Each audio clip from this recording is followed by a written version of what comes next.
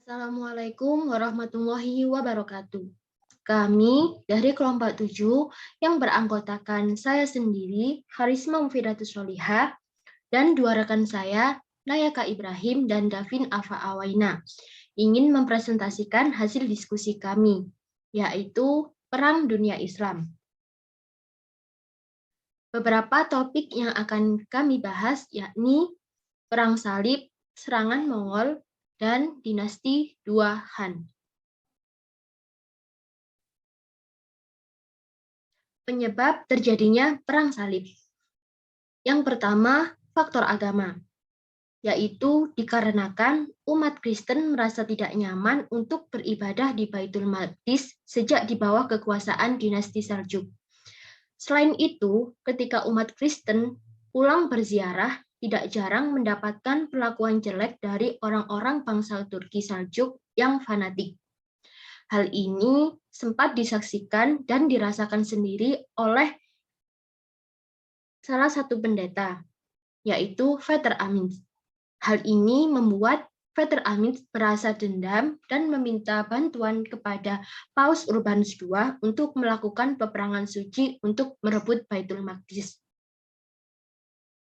Yang kedua, faktor sosial ekonomi.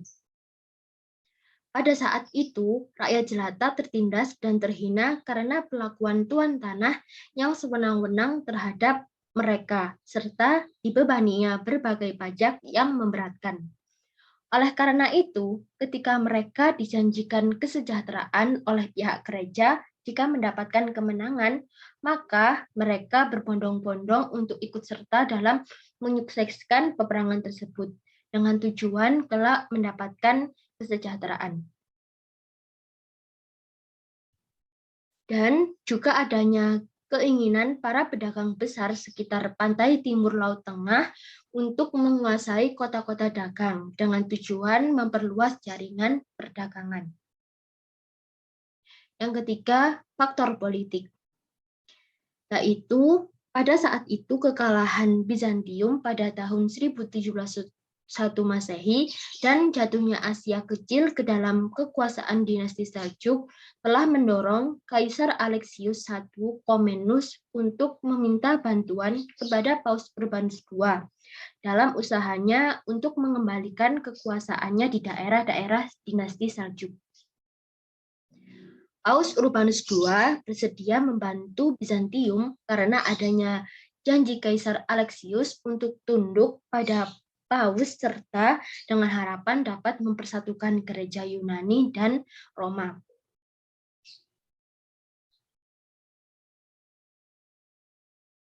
Periode Perangan Salib.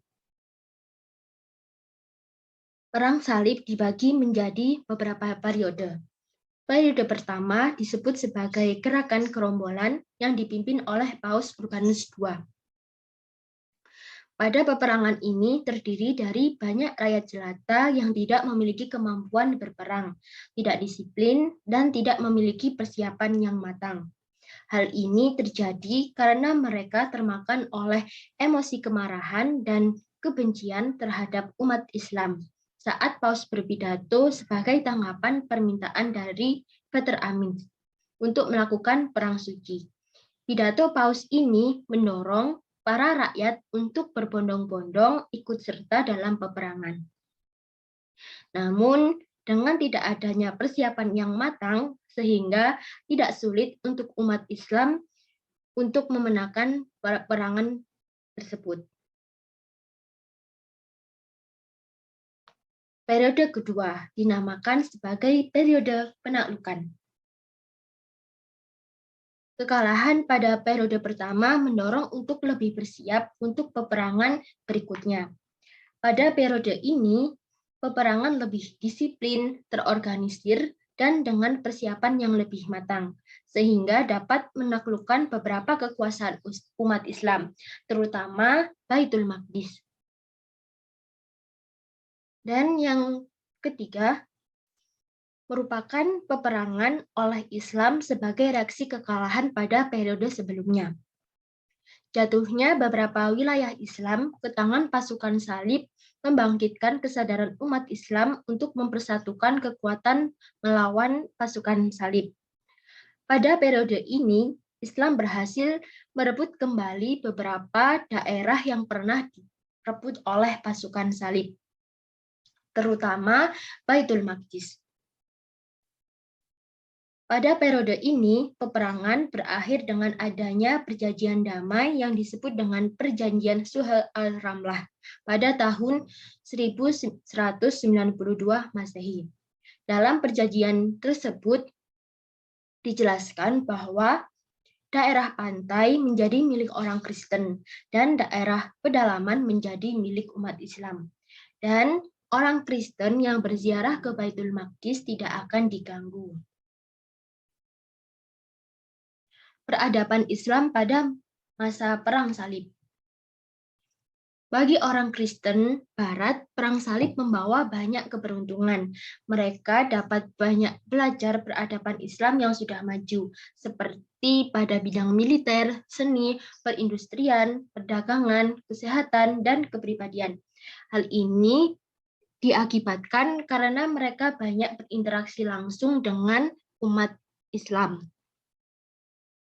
Namun berkebalikan dengan umat Islam. Dengan adanya perang salib ini mengakibatkan peradaban Islam jatuh ke dunia mistis, sehingga peradaban Islam jauh tertinggal dari peradaban Barat.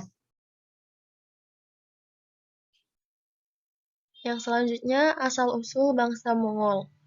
Bangsa Mongol berasal dari daerah Mongolia yang membentang dari Asia Tengah sampai Siberia Utara, Tibet Selatan, Manchu Barat, dan Turkistan Timur. Pemimpin pertamanya adalah Genghis Khan. Kehidupan bangsa Mongol.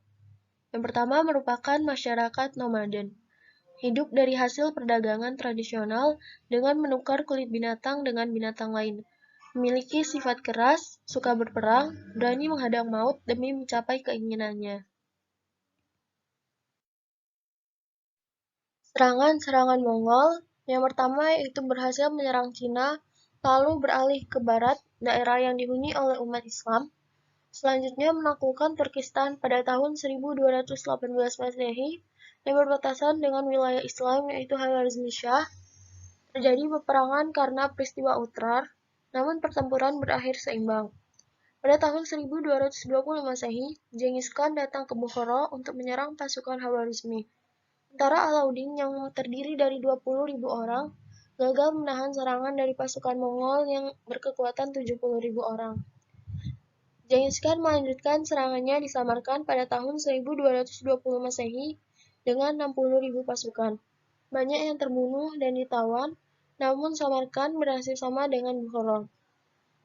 Setelah Genghis Khan meninggal, ia digantikan oleh cucunya yaitu Hulagu Khan, lalu mengirim pasukan untuk menghancurkan Baghdad dengan mengepung dari segala penjuru, dan akhirnya diadakan perjanjian dengan Khalifah Al-Mu'tasim.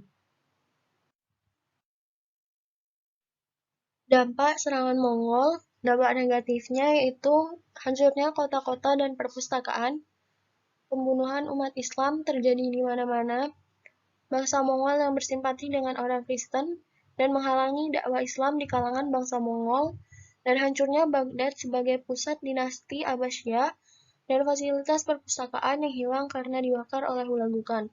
Dan dampak positifnya yaitu karena berinteraksi dengan masyarakat Muslim dalam jangka waktu yang lama, seperti yang dilakukan oleh Ghazan Khan yang menjadikan Islam sebagai agama resmi kerajaannya, walaupun pada mulanya beragama Buddha. Untuk selanjutnya kita berlanjut kepada materi dinasti Ilkhan. Dinasti Ilkhan muncul pada sekitar tahun 1258 atau 1259 Masehi. Muncul setelah penyerangan kota Baghdad oleh Hulagu Khan. Penyerangan ini didasari oleh dua faktor. Faktor pertama, karena watak dari bangsa Hulagu Khan atau bangsa Mongol yang memang suka berpetualang dan suka berperang, dan juga karena pengaruh orang-orang terdekat Hulagu Khan yang mayoritas beragama Kristen Persia yang memiliki dendam kepada umat Islam pada kekalahan Persia di masa Khalifah Umar bin Khattab.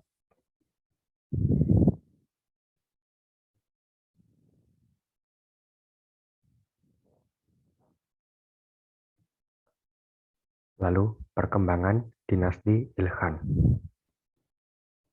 Di awal kemunculannya, raja-raja awal seperti Hulagu Khan dan anaknya kurang menyukai umat Muslim, sehingga agama yang berkembang saat itu hanyalah Kristen dan Buddha. Seiring berjalannya waktu, bangsa Mongol mulai berasimilasi dan menerima agama Islam, yang menyebabkan penguasa-penguasa Muslim mulai bermunculan. Oleh karena itu, Islam mulai bangkit kembali dengan adanya penguasa-penguasa Muslim tersebut. Kondisi terburuk umat Islam, yaitu di bawah dinasti Ilkhan, terjadi di bawah pemerintahan Arghun. Sedangkan masa keemasan umat Islam terjadi semasa pemerintahan Ghazana Khan, yang sangat memperhatikan kesejahteraan umat Islam. Lalu kemunduran dinasti Ilkhan dimulai sejak pemerintahan Abu Sa'id, yaitu tahun 1317 hingga 1335 Masehi. Di masa akhir dinasti, banyak pemberontak muncul, dan juga banyak dinasti-dinasti kecil yang lebih kuat. Masa akhir dinasti dihabiskan penguasanya untuk melawan kekuatan yang memberontak di segala arah, sehingga pada tahun 1343 dinasti Ilkhan berakhir dengan adanya serangan dari Timur Leng. Sekian, terima kasih. Wassalamualaikum warahmatullahi wabarakatuh.